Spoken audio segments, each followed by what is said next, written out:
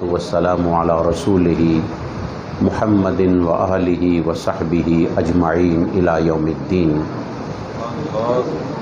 قال اللہ سبحانہ و تعالی فی کلام المجید تعاونوا علی البر والتقوی، صدق اللہ مولانا العظیم۔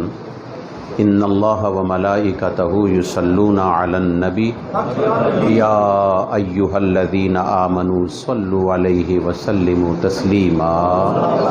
اللہم صل علی سیدنا مولانا محمد وعلی آل سیدنا و مولانا محمد وبارک وسلم وصلی علیہ۔ الصلاۃ والسلام علیک یا رسول اللہ وعلی آلک واصحابک یا حبیب اللہ۔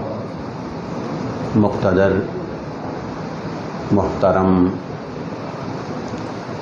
مشائخ، علماء، ثناخان، خلفاء اور معززین علاقہ اور آپ سب، اور اس وقت مختلف فیس بک کے ذریعہ، یوٹیوب کے ذریعہ دنیا کے مختلف ممالک میں میرے ساتھ موجود سب کو السلام علیکم ورحمۃ اللہ تعالی وبرکاتہ۔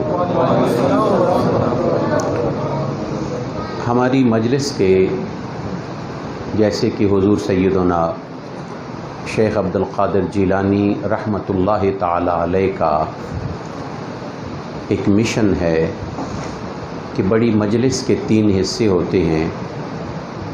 پہلی اوراد، وظائف، سورہ یاسین الحمدللہ وہ مکمل ہوئی۔ دوسرا سیشن ہمارا ثناخانی، منقبت اور اس کے ساتھ ساتھ گفتگو، کوئی لیکچر، حاضرین آئیں۔ یہ مختلف پھول ہیں، مختلف باغ اور مختلف جگہوں سے آئے ہوئے، اور کسی کو نعت میں لذت آتی ہے، کسی کو تلاوت میں لذت آتی ہے، کسی کو کچھ گفتگو میں لذت آتی ہے، اور پھر سب کی لذت کا ذریعہ ذکر الہی ہے۔ الا بذکر اللہ تطمئن القلوب۔ اے بے قرار دل رکھنے والو، تمہیں قرار چاہیے تو قرار برقرار اللہ ہی کی ذات ہے، اسی کی ذات میں قرار ہے اور اسی کے نام میں قرار ہے۔ لہٰذا اگر تم قرار رکھنا چاہتے ہو اپنے دل کو تو اس کا نام لوگے، تمہارا دل بھی ٹھہر جائے گا، پریشانی دور ہو جائے گی۔ تو ہمارا تیسرا سیشن ذکر الہی کا ہوتا ہے۔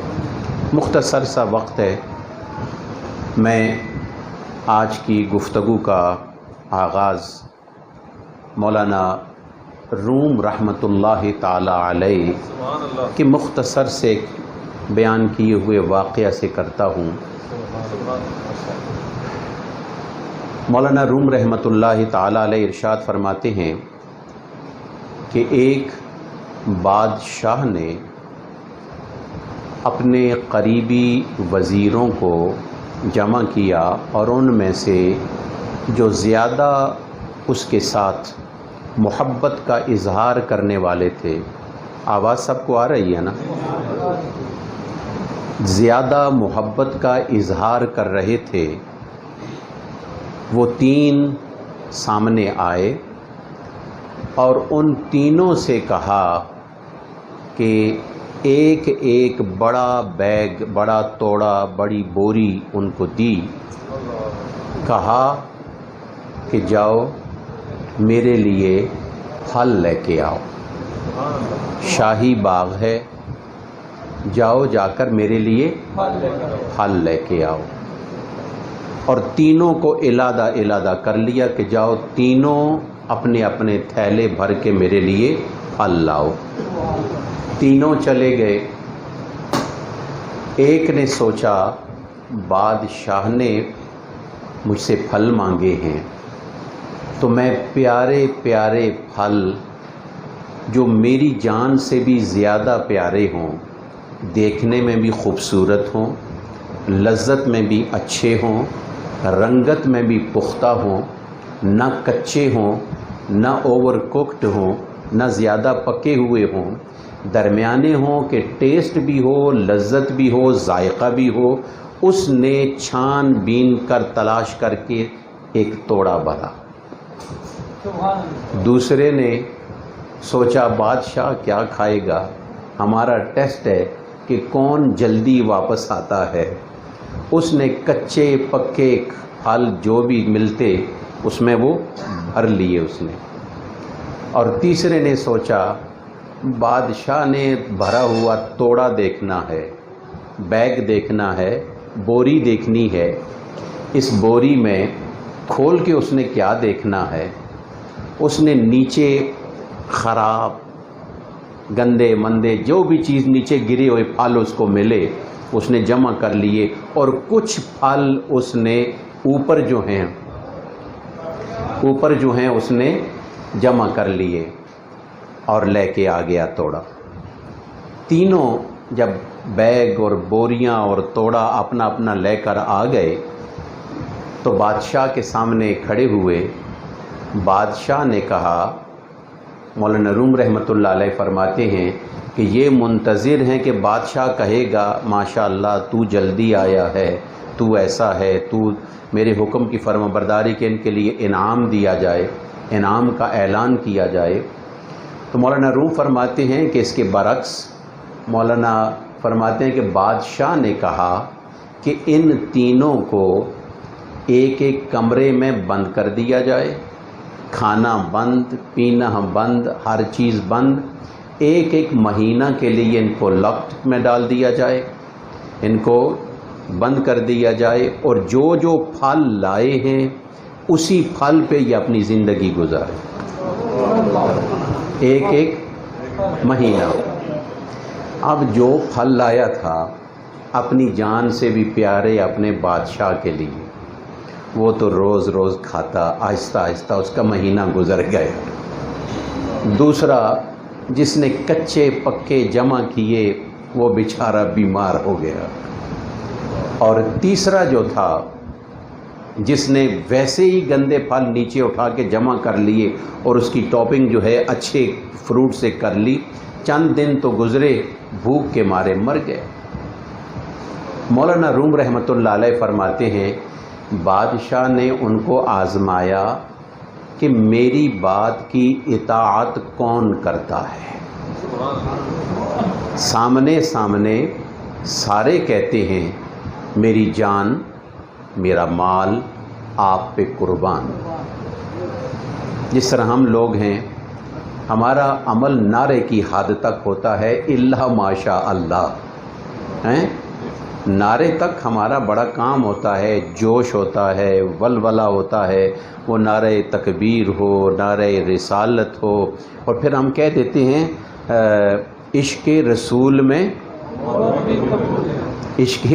میں نعرہ ہے، لیکن سنت قبول نہیں، طریقہ قبول نہیں، موت قبول ہے۔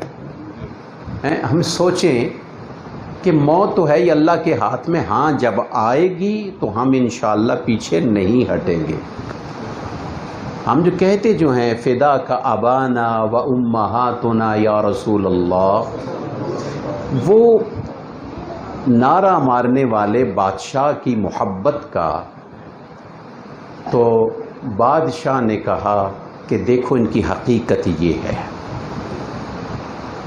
مولانا روم اس واقعہ کو بیان کرنے کے بعد فرماتے ہیں کہ بادشاہ جو مطلق ہے، خالق کائنات، مالک کائنات، تمہارا اور میرا رب، اس نے ہمیں بھیجا اس دنیا میں اور کہا کہ اچھی اچھی چیزیں چنو، جمع کرو، اور جب تم اچھی اچھی چیزیں جمع کرو گے تو اپنے پاس تم نے تھیلے رکھے ہوئے اعمال جمع کرنے کے، اور قیامت سے پہلے قبر والے دن تم نے اس سے قبر والے دن، یہ پہلے دن سے لے کر آخری دن تک تم نے سب پہ گزارا کرنا ہے۔ اب ہم نے کیسے گزارا کرنا ہے۔ یہ مولانا روم رحمۃ اللہ علیہ نے ہمیں چھوٹا سا ایک مثال سے سمجھایا، اور یہ سنت ہے مثال کے ساتھ سمجھانا، اللہ کی بھی اور اس کے رسول کی بھی۔ ہم وہ کہتے ہیں نا کہ جہاں نعرہ حیدری لگے کہتے ہیں جی یہ فلاں ہیں، جہاں نعرہ ابو بکر صدیق لگے تو وہ کہتے ہیں فلاں ہیں۔ ہم ابو بکر کی الف سے لے کر علی کی یہ تک سب کے قائل ہیں، ہم سب کے، جس کو جو مقام ملا میرے نبی کی نسبت سے ملا، بس ہم تو نسبت کے قائل ہیں۔ اس نسبت نے جتنا کام دکھایا اور وہ چیز، اور کچھ آج کل درخت ایسے بھی ہیں یا پھول ایسے ہیں جو سدا بہار ہوتے ہیں۔ کیا ہوتے ہیں؟ ہمیشہ چلتے ہی رہتے ہیں۔ کچھ نام ایسے بھی ہیں جو سدا بہار رہتے ہیں، جب بھی نام لو تو دل میں تڑپ پیدا ہو جاتی ہے، ایک کیفیت پیدا ہو جاتی ہے، ایک سوچ اور فکر پیدا ہو جاتی ہے۔ اس لیے جن جن کا نام ہم لیتے ہیں، آپ لیتے ہیں، میں لیتا ہوں، ان کے کیریکٹر کو، ان کے کردار کو، اور ان کی گفتار کو، اور ان کے اقوال کو، اور ان کے اعمال کو سامنے رکھو۔ کہیں ایسا نہ ہو کہ کل ان کی عدالت میں ہم پیش ہوں تو صرف نام پر کام نہیں ہوگا۔ عمل کی دنیا، عمل سے زندگی بنتی ہے، جنت بھی جہنم بھی۔ یہ خاکی اپنی فطرت میں نہ نوری ہے نہ ناری۔ اللہ تعالیٰ نے سورہ المائدہ میں ارشاد فرمایا تعاونوا علی البر والتقوی، ایک دوسرے کے معاون بنو اچھے معاملات میں، نیکی کے معاملات میں۔ ہر وہ کام جو اللہ کو پسند ہے وہ نیکی کہلاتا ہے۔ جو کام اللہ کو پسند ہے وہ نیکی کہلاتا ہے، اور ہر نیکی گناہوں کو مٹاتی ہے اور اللہ کے قرب کا درجہ دلاتی ہے، جس کو تقوی کہتے ہیں، جس کو کیا کہتے ہیں۔ اور اولیاء کرام کی نشانی یہ بتائی گئی الذین آمنوا وکانوا یتقون، ایمان لانے کے بعد ان کے اندر تقوی ہوتا ہے۔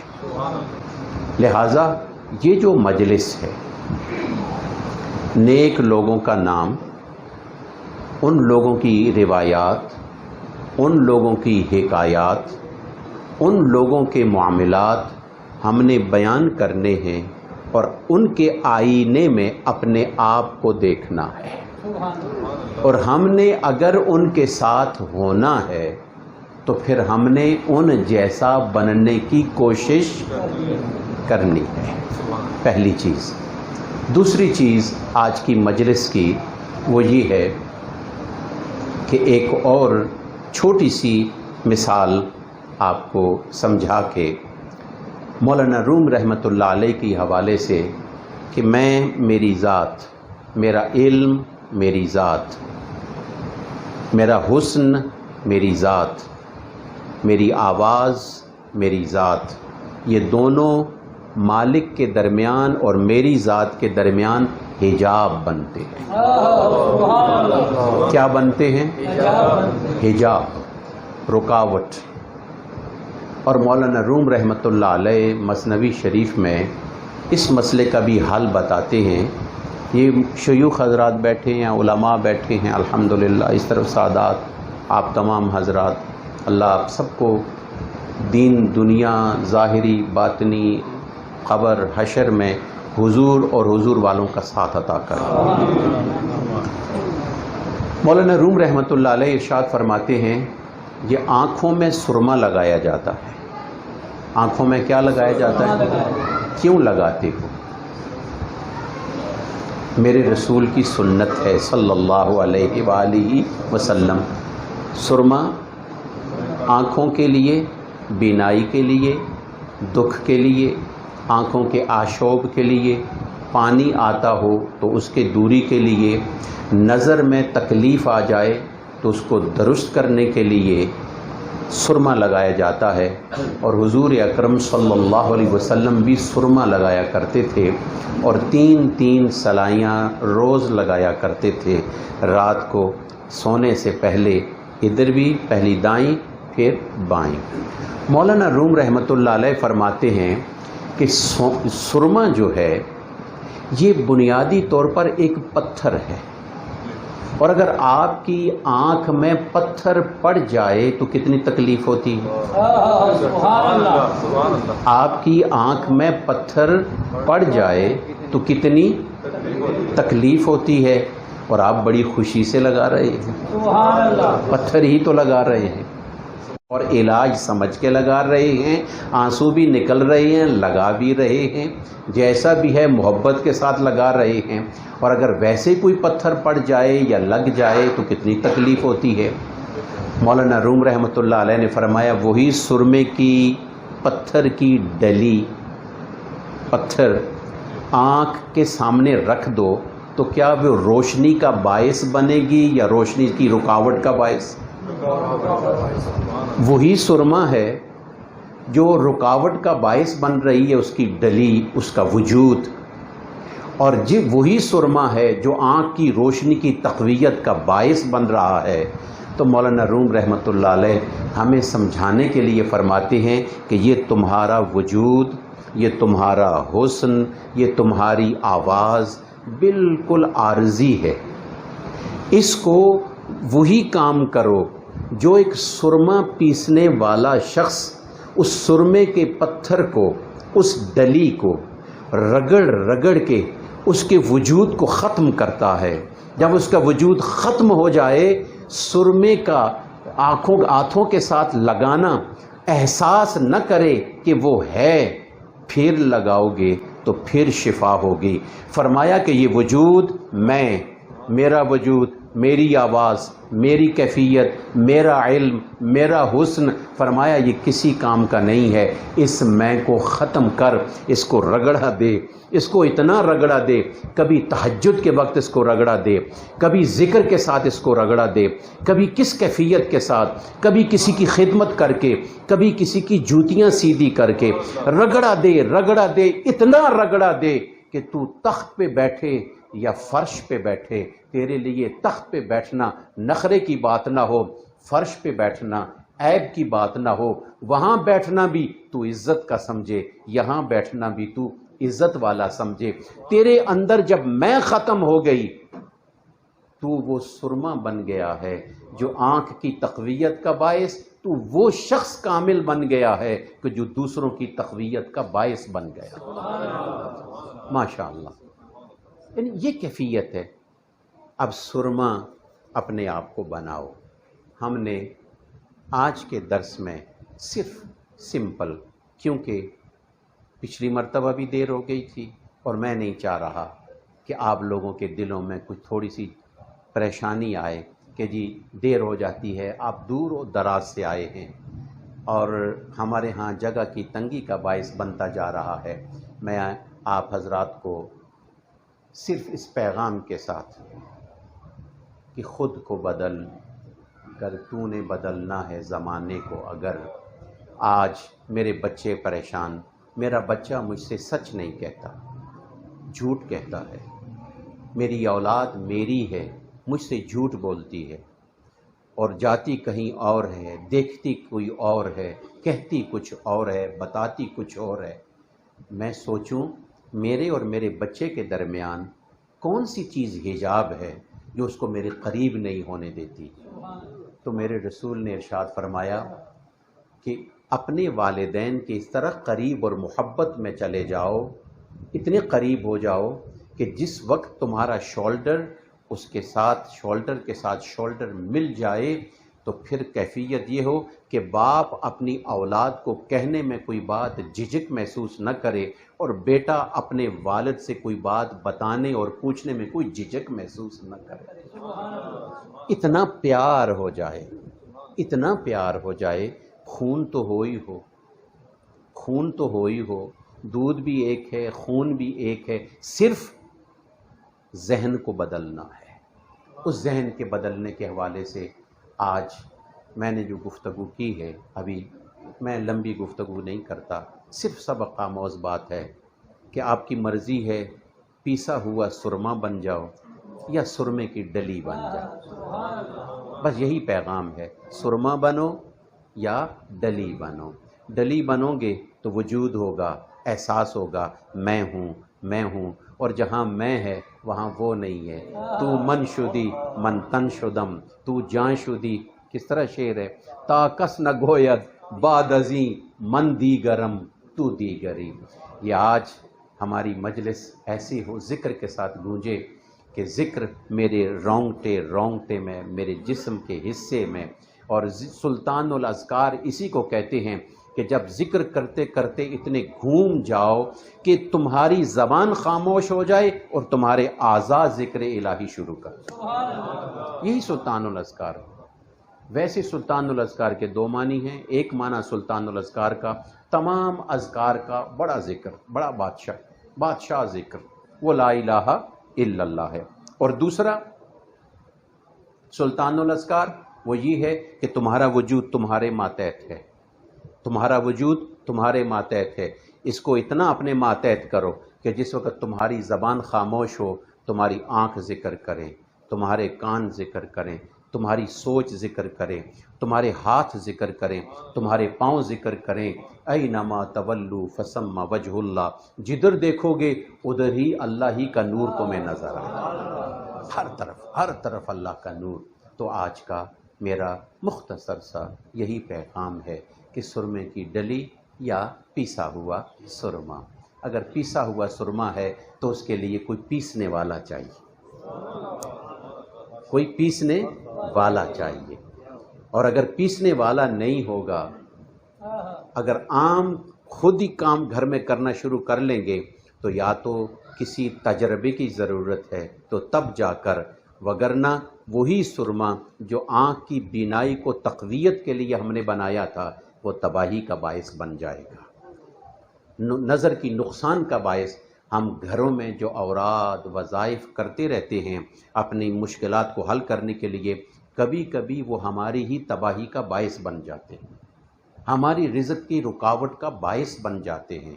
فلاں کتاب میں پڑھا، فلاں جگہ سنا، فلاں میڈیا سے سنا، واٹس ایپ پہ یہ آیا، اچھی بات ہے، قرآن کی آیات کے بارے میں کوئی بات نہیں، قرآن سب کے لیے ہے، لیکن جب کوئی چیز بھی اسماء الحسنہ میں سے، اذکار میں سے جب اپنا ورد بناؤ گے تو اس میں کسی صاحب کی ضرورت ہے جو تمہیں اجازت دے دے۔ اس کو سمجھانے کے لیے صرف اتنا ہی کافی ہے کہ ڈاکٹر بننے کے لیے کتابوں کی بھی ضرورت پڑتی ہے، مگر استاذ کی بھی۔ کتابیں پڑھ کر آپ صرف ڈاکٹر بن جائیں، کیا کوئی مانے گا؟ تو آپ ڈاکٹر ہیں تو آپ کے پاس کوئی تو سرٹیفکیٹ ہونا چاہیے، کسی یونیورسٹی سے، کسی ایجوکیشنل سینٹر سے، کسی کالج سے، کسی اتھارٹی سے آپ کے پاس اجازت نامہ تو ہونا چاہیے۔ اور اگر آپ میرے رسول کی امت کے رہنما بننا چاہتے ہیں کہ لوگ آئیں اور مجھ سے ذکر سیکھیں، تو کم از کم تمہارے پاس بھی تو کچھ سرٹیفکیٹ ہونا چاہیے۔ سرٹیفکیٹ وہ نہیں کہ جو لکھا ہوا ہو، وہ سرٹیفکیٹ جو حضور اکرم صلی اللہ علیہ وسلم نے حضرت مولا علی کو دیا، وہ سرٹیفکیٹ جو مولا علی نے حضرت حسن بصری کو دیا اور حسن بصری نے ابیب اجمی کو دیا، اور وہی سرٹیفکیٹ چلتا چلتا چلتا کہیں خواجہ حضرت شیخ عبد القادر جیلانی نظر آتے ہیں، اور کہیں خواجہ عبد الرحمن چھوروی نظر آتے ہیں، اور کہیں انور شاہ باجی لقمانوی نظر آتے ہیں، اور کہیں آپ اور ہم بیٹھے ہوئے نظر آتے ہیں۔ یہ اسی تسبیح میں ہم پروئے ہوئے دانے ہیں۔ اس لیے آپ حضرات کوشش فرمائیں کہ اپنے آپ کو نیک لوگوں کے ساتھ رکھیں۔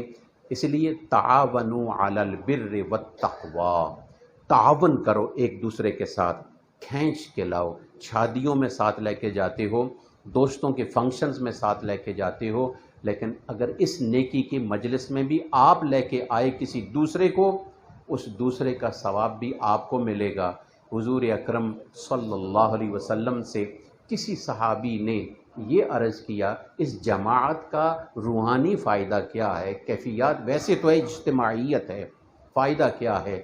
حضور اکرم صلی اللہ علیہ وسلم نے ارشاد فرمایا جب جماعت میں کوئی عمل عبادت کی جائے، اور ایک روایت میں کہ ذکر و اذکار وغیرہ کوئی بھی کیے جائیں، اس میں ضروری نہیں کہ ہر ایک بندہ ایسا ہو کہ جس کا ذکر قبول ہو، یہ ضروری نہیں۔ یہ تو حاجیوں کے بارے میں بھی ہے، ہر ایک حاجی کا حج قبول نہیں ہوتا، لیکن حضور فرماتے ہیں ان بندوں میں سے جو شامل ہیں جماعت میں یا مجلس ذکر میں یا نیکی کے معاملات میں، کسی ایک کا دل ٹوٹا ہوا ہوتا ہے، کسی ایک کا دل ٹوٹا ہوا ہوتا ہے، اور ٹوٹا ہوا دل اللہ کے بڑا قریب ہوتا ہے۔ ہم سالم دل لے کے پھر رہے ہیں، اس دل کو توڑو۔ شیشہ ٹوٹ جائے تو اس کی قیمت نہیں ہوتی، دل ٹوٹ جائے تو اس کا رب خریدار ہوتا ہے۔ دل کو توڑو۔ اور ہم سمجھتے نہیں، کبھی اولاد ہمارا دل توڑتی ہے، کبھی بیوی ہمارا دل توڑتی ہے، کبھی دوست ہمارے دل توڑتے ہیں، کبھی ہمارے کسٹمرز ہمارا دل توڑتے ہیں، کبھی ہمارے پارٹنرز ہمارا دل توڑتے ہیں، لیکن ہم توڑواتے ضرور ہیں، لیکن لے کے کہاں جانا ہوتا ہے؟ اس کے علاج کے لیے، اس کو ریپیئر کرنے کے لیے، اس کو رفع کرنے کے لیے، دوبارہ سینے کے لیے، درست کرنے کے لیے کہاں لے کے جانا ہے یہ پتہ نہیں ہوتا۔ اس کی جگہ، دل کے درست ہونے کی جگہ یہ اذکار کی مجالس ہیں۔ اس میں جب دل ٹوٹا ہوا شخص، جس کو اولاد نے پریشان کیا ہو، بیوی نے پریشان کیا ہو، دوستوں نے پریشان کیا ہو، کاروبار کی وجہ سے پریشانی ہو، اس مجلس میں وہ بیٹھ کے جس وقت لا الہ الا اللہ کا وہ ذکر کرتا ہے، تو اس کی صدا جب خدا کے عرش سے ٹکراتی ہے تو اللہ ارشاد فرماتا ہے فَاشْهَدُوا یا ملائکتی، اے فرشتو گواہ بن جاؤ، قد غفرت لہم، میں نے سب کو معاف کر دیا، سب کی بخشش کر دی، سب کا ذکر قبول کر لیا۔ فرشتے عرض کرتے ہیں فلاں تو ویسے ہی آیا تھا تماشا دیکھنے کے لیے، کتنے لوگ ہوں گے، کیسے ہوں گے، کس قسم کے ہوں گے؟ اللہ تعالیٰ ارشاد فرماتا ہے کہ میرے فرشتوں آ تو گئے ہیں نا، اس ایک ٹوٹے ہوئے کی آواز کی وجہ سے جس نے میرے دروازے پر دستک کی، اس کی ایک کی وجہ سے میں نے سب کے اذکار کو، ذکر کو قبول کر لیا ہے۔ ذہن میں بات آ گئی ہے، کر دیتا ہوں، ہے دیری ہو گئی۔ آپ نے حضرت موسیٰ علیہ السلام کی زمانے کا واقعہ سنا، بارش نہیں ہو رہی، طوفان ہی طوفان، بڑی پریشانی، اور اس میں دھوپ ہی دھوپ، ڈراؤٹ، قحط سالی، دعائیں کر رہے ہیں سارے، نماز استسقاء کے لیے جمع ہوئے۔ اللہ کی طرف سے آواز آئی کہ اے موسیٰ، تمہارے اس امتیوں میں سے، حاضرین میں سے ایک ایسا بدبخت ہے جس کی وجہ سے رحمت کی باران میں رکاوٹ ہے، اس کو کہو نکل جا، بس اس کو کہو نکل جا۔ موسیٰ علیہ السلام کھڑے ہو گئے، ویسے ہی غضبناک تھے، ویسے ہی غصے والے نبی ہیں، رسول ہیں، اگر ایک مکہ کسی قبطی کو مارے وہ مر جائے تو یہ کیفیت موسیٰ علیہ السلام کی۔ تو موسیٰ علیہ السلام کھڑے ہو گئے، کون ہے؟ بڑے جلیل القدر رسول جلال کے ساتھ گفتگو فرما رہے ہیں۔ وہ کیا کہتے ہیں؟ چور کی داڑھی میں۔ ہر شخص کہنے لگا میں نے گناہ تو کیا ہے لیکن ایسا تو نہیں ہے۔ ایک ان میں ایسا شخص تھا، اس نے اپنے دل میں کہا کہ کون سا گناہ ہے جو میں نے نہیں کیا؟ اپنے گناہ گننے لگ گئے۔ موسیٰ علیہ السلام اونچی آواز سے کریں نکلتا کیوں نہیں، نکلتا کیوں نہیں؟ وہ اپنے گناہ گن رہا ہے۔ گناہ گنتے گنتے اس کی آنکھوں میں آنسو آ گئے۔ اے اللہ، میرے گناہوں کی تعداد زیادہ ہے، میں تجھ سے معافی مانگتا، مجھے معاف کر دے، آج میرا بھرم رکھ لے، رسوا ہونے سے بچا دے۔ گناہ گار تھا، گناہ گار تھا، آیا تو دل ٹوٹا ہوا نہیں تھا، سالم دل لے کے آیا تھا، اسی لیے تو نکالا جانے لگا۔ جب دل ٹوٹا تو بڑے بڑے عبادت گزار وہاں موجود تھے، کسی کے دل کی طرف اللہ نے نظر نہیں اٹھائی۔ جب اس کا دل ٹوٹا کہ اے اللہ آج برہم رکھ لے، آج میری عزت کا بھرم رکھ لے، آنکھوں سے آنسو، سر ندامت سے جھکا ہوا، جس وقت یہ چیز آئی، بادل آئے، کڑکے، بارش ہوئی، بے حساب بارش برس گئی۔ موسیٰ علیہ السلام نے خدا کا شکر ادا کیا، پھر خدا کی بارگاہ میں عرض کی الہی مجرم نکلا بھی نہیں ہے اور بارش ہو بھی گئی ہے۔ فرمایا جس مجرم کی بات کر رہے ہو تم، اسی مجرم کی توبہ کی وجہ سے میں نے تم سب کو بارش دی ہے۔ نہ جانے ہم میں کس کا دل ٹوٹا ہوا ہے۔ تو لہٰذا یہ دل ٹوٹے ہوئے جو دل ہوتے ہیں، ان ٹوٹے ہوئے دلوں کی اللہ بڑی قدر کرتا ہے، بڑی قدر کرتا ہے، بڑی قدر کرتا ہے۔ لہٰذا یہ مجالس ٹوٹے ہوئے دلوں کو رب سے ملانے کے لیے ہے۔ یہ دنیا دل توڑتی ہے، شیطان دل توڑتا ہے، رحمان دل جوڑتا ہے۔ لہٰذا جب رحمان دل جوڑتا ہے تو ان لوگوں سے تم بھی جڑ جاؤ جو اللہ کے بندوں کو جوڑتے ہیں، جو تفرقہ پھیلا کر یہ اور وہ اور وہ اور یہ ایسے وہ ایسے اپنے اپنے نعرے بنائیں۔ صوفی کا نعرہ ایک ہی ہوتا ہے، آ جاؤ توبہ کر لو خدا تک پہنچ جاؤ۔